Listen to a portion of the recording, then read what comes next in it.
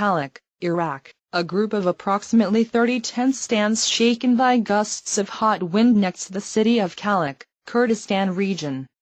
Propped up on high ground, Khazar Camp is a temporary shelter for some 1,600 internally displaced persons, IDPs, from Iraq's Nineveh province.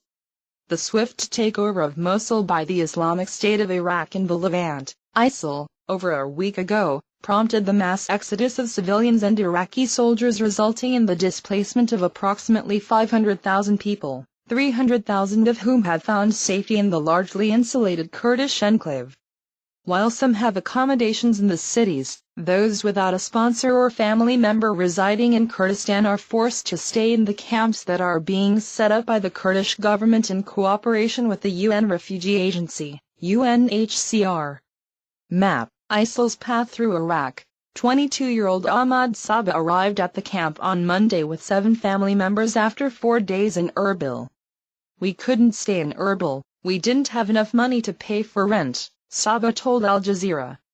According to Protection Cluster Iraq, the majority of IDPs interviewed in Erbil said they did not have the means to stay in the city for more than a week.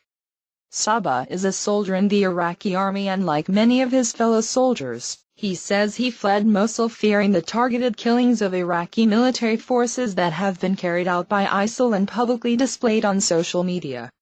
In a conflict that has left an indelible black mark on Iraq's military record, it is still unclear why 30,000 soldiers felt threatened by what has been reported as less than 1,000 militants.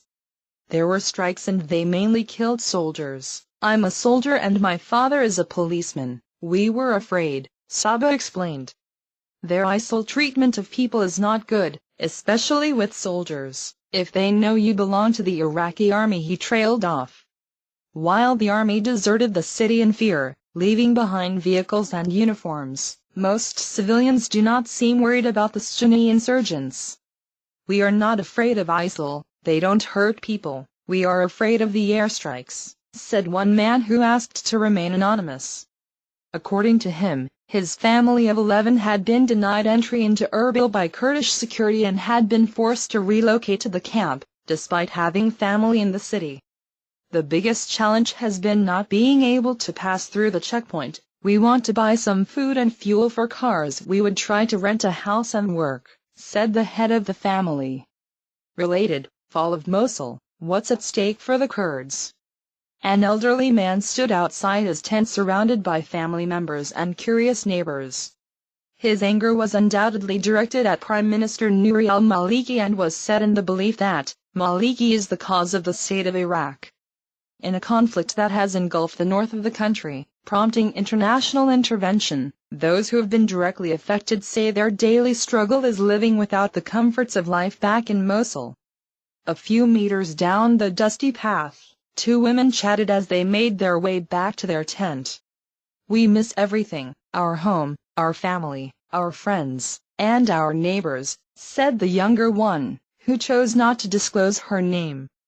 She told tales of war, and like most of Khazar's IDPs, she explained that she had survived one too many turmoils and no longer feared for her life. "I am 52 years old. I have lived through the Gulf War, Iran, Iraq, and the Americans.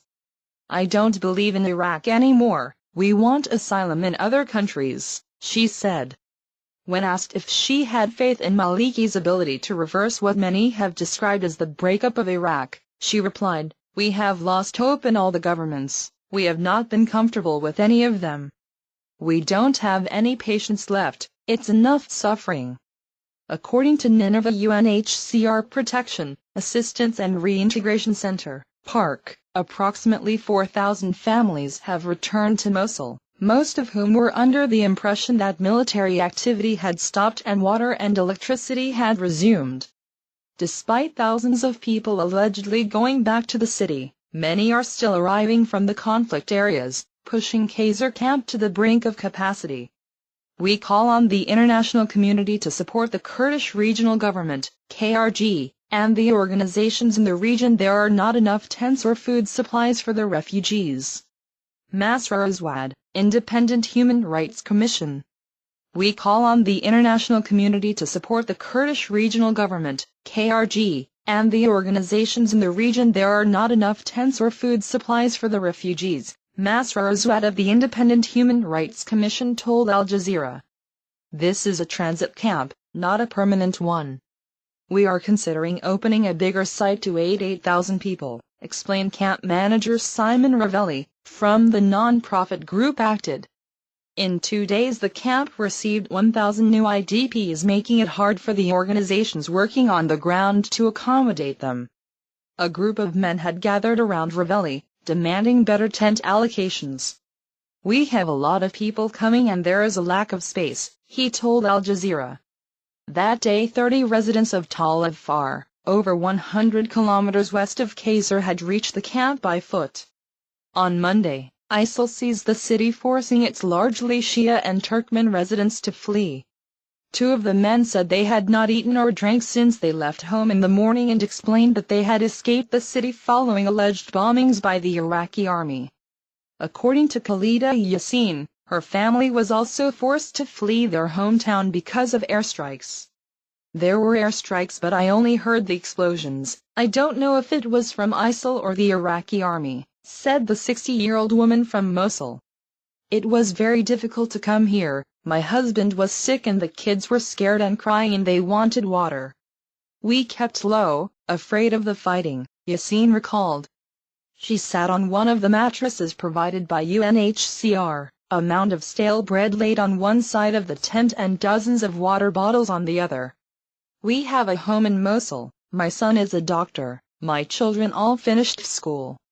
We were in a good house where everything was organized. It is very difficult to get used to this, Yassin said. It was unexpected, we did not expect Mosul to fall in 2 days, she said. 1389.